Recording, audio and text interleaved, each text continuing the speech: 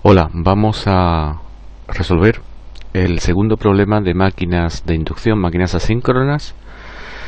Tenemos que se nos pide básicamente en este problema, segundo problema, pues determinar el balance de potencias de la máquina asíncrona que se consideraba en el primer problema, en el problema MA01. Y se nos pide determinar ese balance de potencia calculando o utilizando para ello el circuito equivalente exacto, y se nos pide el balance de potencia en régimen nominal. El deslizamiento para ese régimen de funcionamiento en modo motor pues es de 0,034 el deslizamiento nominal según especificaciones del fabricante. Para resolver este problema pues hay que consultar todos los datos de partida del motor de la máquina, en este caso facilitados en el primer problema, así como los parámetros del circuito equivalente que se calcularon en el mismo. Si no se ha revisado este problema, pues se recomienda que se acuda al mismo para poder seguir este segundo problema. Bien, vamos a proceder ya a la resolución, y tal y como se nos indica en el enunciado, se nos pide que el circuito equivalente que utilicemos para determinar todas las potencias que atraviesan o que se pierden en forma de pérdidas por efecto Joule o por en el núcleo por histéresis y Foucault, pues se nos pide, repito, que utilicemos el circuito equivalente exacto. Es el que estoy aquí dibujando, referido al estator. En este caso, al contrario de como hice en el primer problema, voy a dividir la resistencia de la rama rotórica en dos, en la resistencia R'2 y en la R' de carga.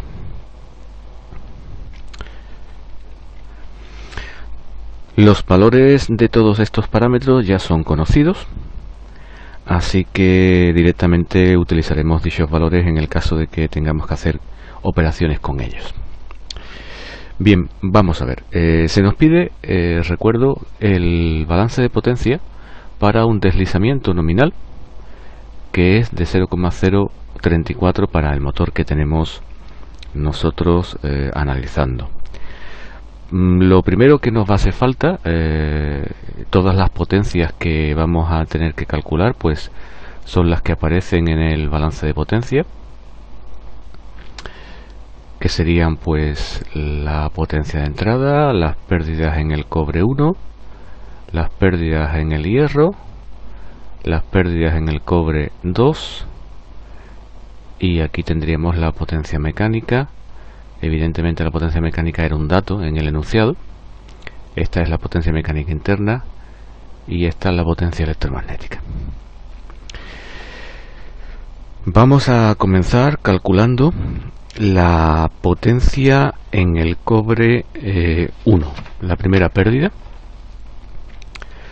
Entonces las pérdidas en el cobre 1 pues evidentemente será el producto de 3 veces el valor de la resistencia R1 por el valor de la intensidad 1 al cuadrado. La intensidad 1 es la que vamos a indicar ahora aquí en color rojo. Esta sería la I'2 y esta que coge para acá sería la I0, y esto tendremos que es V1. Bien, como nos obliga el enunciado a utilizar el circuito equivalente exacto para calcular la I₂1, tendríamos que determinar la impedancia equivalente vista entre los terminales de entrada. Vamos a llamar terminales de entradas A y B, a estos de aquí. Pues entonces tendremos que calcular la impedancia entre A y B.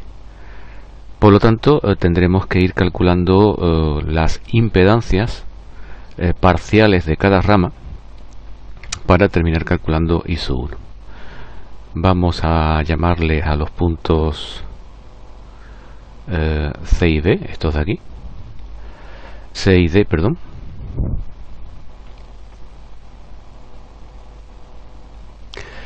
y vamos a ir calculando primero la impedancia de la rama rotórica, pero para el valor de deslizamiento que tenemos, que estamos considerando. La impedancia de esta rama que tenemos aquí, de toda esta rama, estoy marcando ahora aquí con el borrador, pues será en forma compleja, será la parte resistiva, R'2 más R' de carga, más la parte inductiva, X'2. Sabemos, recordamos siempre que cuando tengamos R'2 y R' de carga, la suma siempre es este valor. Por lo tanto, tendremos que esta sería la impedancia de la rama que representa el rotor por fase. Sustituyendo numéricamente, tendremos la resistencia R'2 calculada en el problema anterior,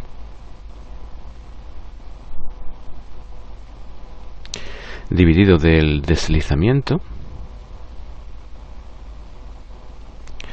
más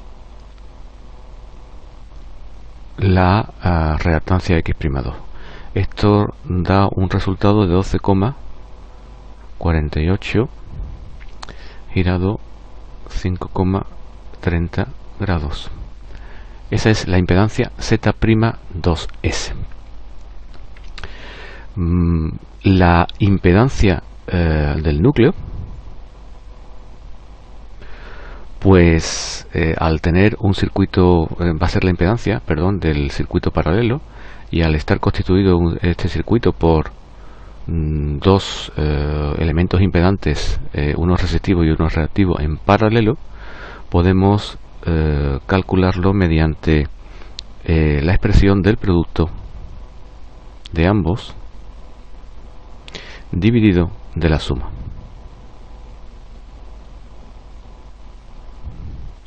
Sustituyendo valores obtenidos en el problema anterior,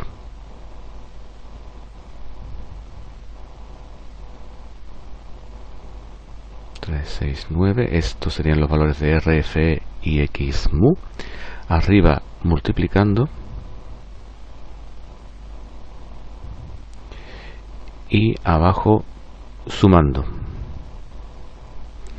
da como resultado una impedancia de 92,376 girado 69,89 grados, por supuesto medida en ohmios. El circuito que tenemos, por tanto, ahora sería pues un circuito como el que vemos aquí. Aquí tendremos R1, aquí tendremos X1, aquí hemos calculado la impedancia ZF y aquí tenemos calculada la impedancia Z'2 S.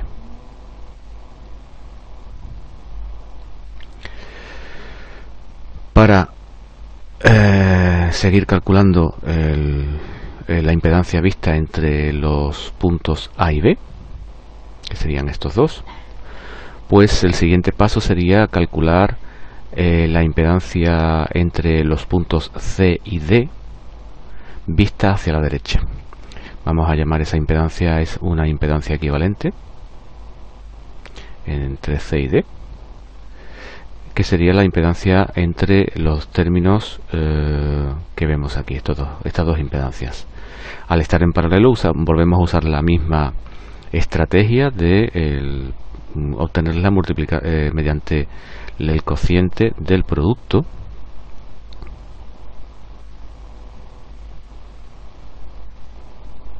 dividido de la suma.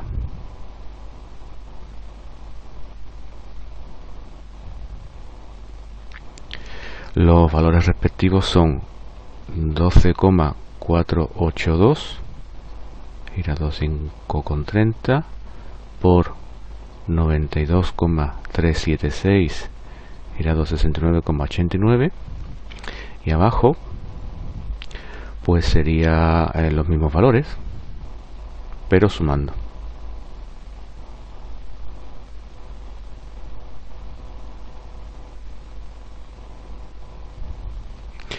Operando, esta impedancia da como resultado 11,720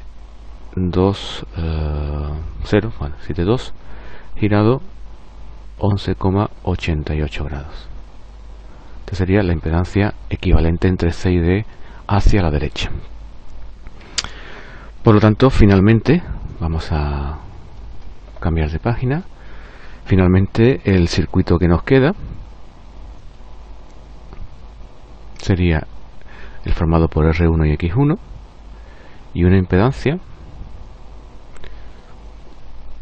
que hemos venido a llamar ZEQ CD, que acabamos de calcular. Por lo tanto, la Z equivalente entre los puntos A y B sería la suma de ambas impedancias, es decir, sería la suma de R1 más JX1 más Z equivalente medida entre C y D. Tenemos 0,25 más J 1,154 más 11,72 girado 11,88. Por lo tanto, la impedancia vista entre A y B resulta 12,25 ohmios con un ángulo de 16,93. Esta es la impedancia equivalente entre A y B. La ISO1 será la tensión de fase entre dicha impedancia. La tensión de línea era 400 voltios y la máquina estaba conectada en estrella. Por tanto, la tensión de fase sería 400 entre raíz de 3 girado 0 grados dividido del valor de la impedancia que acabamos de calcular, resultando una intensidad de 18,85 amperios con un ángulo de atraso de 16,93. Esta sería la intensidad I sub 1. La potencia en el cobre 1, por tanto, que es la que estábamos calculando, pues se obtendrá multiplicando 3 por el valor de la resistencia por el cuadrado de la intensidad que lo atraviesa, que sería el cuadrado del módulo de intensidad que acabamos de calcular, y nos resulta 266,5 vatios de potencia en pérdidas en los bobinados estatóricos. Bien, este sería nuestro primer valor de potencia del balance de potencia. A continuación vamos a calcular la siguiente pérdida en la máquina, que serían las pérdidas en el hierro, que se representan con la potencia disipada sobre la resistencia RFE. Como nos obligan a utilizar el circuito equivalente, pues tendremos este circuito de aquí,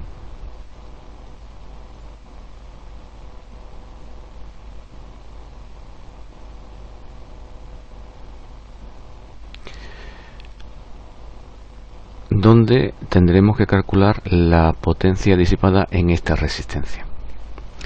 Para ello, como los datos de partida que tenemos para este problema son los parámetros del circuito equivalente, pues para ello lo que tendremos que calcular en primer lugar, para poder calcular precisamente esa potencia, pues será la tensión que aparece sobre la misma, para poder calcularla mediante la expresión siguiente: las pérdidas FE, pues se podrá calcular multiplicando 3, el número de fases del estator, por la tensión que aparece sobre la resistencia al cuadrado, dividido del valor de esa resistencia. Nosotros sabemos el valor de la resistencia, tendremos que calcular el valor de E sub 1. ¿Cómo vamos a calcular el valor de E sub 1? Pues aplicando Kirchhoff en la malla del estator. Es decir, sabemos que V1 será igual a la intensidad I sub 1 por la impedancia del estator más esa tensión E sub 1. De aquí conocemos el valor de V1, conocemos el valor de I sub 1, que lo acabamos de calcular hace un momento, por lo tanto, y el valor de Z1, por lo tanto es fácilmente deducible cuánto resulta el valor de E sub 1 despejándolo.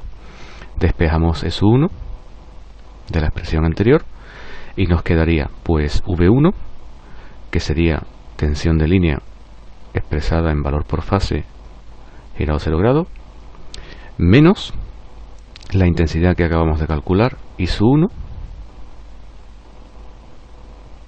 perdón, 93,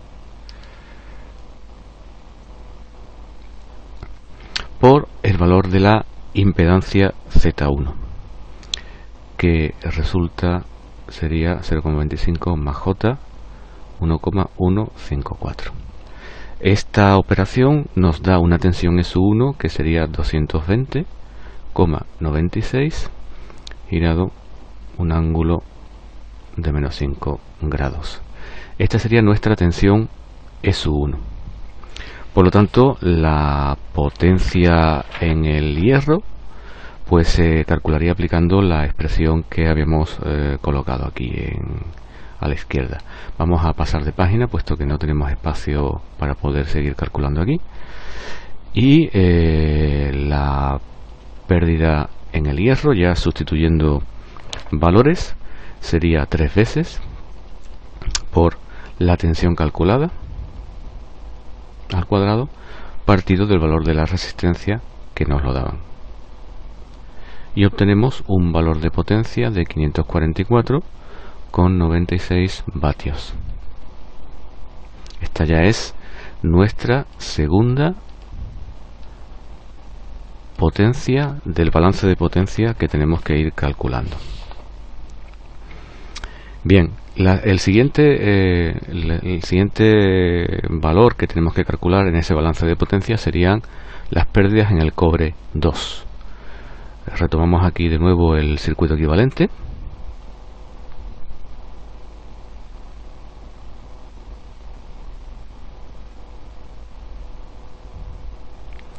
Y para poder calcular las pérdidas, para poder representar bien las pérdidas en el cobre 2, por eso hemos optado por expresar en la rama del rotor la resistencia rotórica por separado de toda la resistencia de dicha rama. Por eso es la presencia de R' de carga.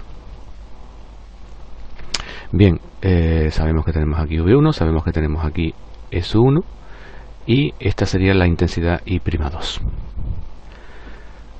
Por aplicación de la ley de Kirchhoff en la rama del rotor, sabemos que, bueno, primero decir que las pérdidas en el cobre 2 se pueden calcular multiplicando el número de fases del estator, dado que estamos utilizando el circuito equivalente referido al estator, por el valor de R'2 y por el valor de I'2 al cuadrado.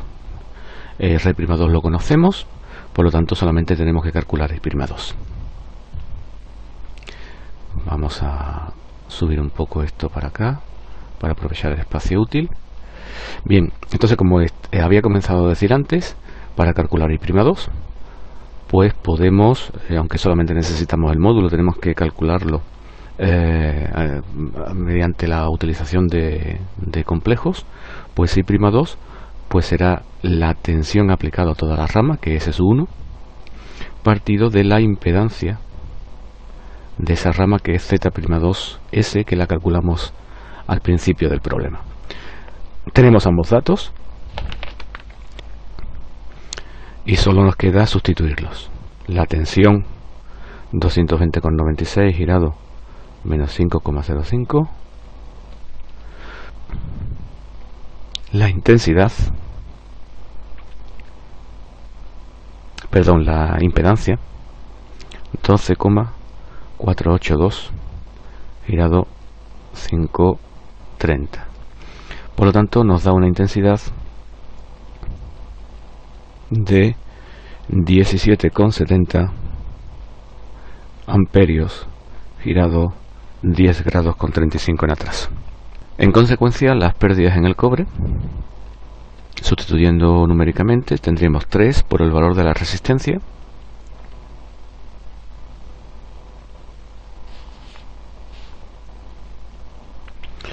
por el cuadrado del módulo de la intensidad, resultando una potencia de 397,16 vatios. Esta es nuestra tercera pérdida dentro de la máquina. Nos quedan por calcular las potencias que atraviesan la máquina para definir todo el balance de potencia. Ya que estamos aquí en el lado del rotor, vamos a calcular en primer lugar la potencia mecánica interna. La potencia mecánica interna ya vimos en la teoría que es 3 veces la potencia que se disipa en la resistencia R' de carga. Por lo tanto, tenemos que tener, ya tenemos todos los datos de que nos hace falta, puesto que conocemos el valor de R' de carga, que sería el valor de R'2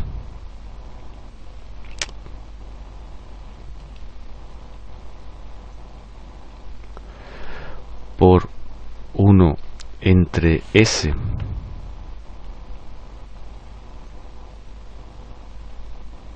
que es 0,034 menos 1. Todo esto que voy a poner aquí entre corchetes sería R' de carga por el módulo de la intensidad que lo atraviesa al cuadrado. Esta potencia sale pues 11.284 vatios. Esta sería la potencia mecánica interna bruta de la máquina en modo motor, que es como lo estamos calculando. La potencia útil, pues del balance de potencia sabemos que la potencia útil en modo motor sería la potencia mecánica interna menos las pérdidas mecánicas, serían por tanto 11.284 menos los 200 vatios que suponían las pérdidas mecánicas, pues resultan 11.084 vatios. Recordamos que del problema primero, MA01, la potencia nominal dada por el fabricante de la máquina pues era de 11 kilovatios. Entonces nos resulta un dato relativamente congruente, porque recordamos que la potencia que facilita el fabricante de esta máquina como potencia nominal es siempre la potencia de salida en vatios en régimen nominal, potencia mecánica de salida en vatios en régimen nominal y en modo motor. Bien, nos queda por lo tanto calcular la última potencia, que sería la potencia de entrada. La potencia de entrada, usando el balance de potencia, pues podríamos decir que es la potencia de salida más todas las pérdidas mecánicas, más las del cobre en el rotor, más las del hierro, más las del cobre del estator. Resulta que sería 11.084 más 200 vatios más 397,16 más 544,96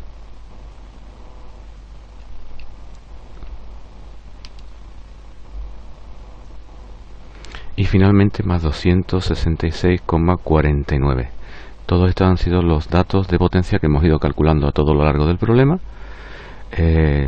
finalizando con una potencia de entrada de 12.492,6 vatios.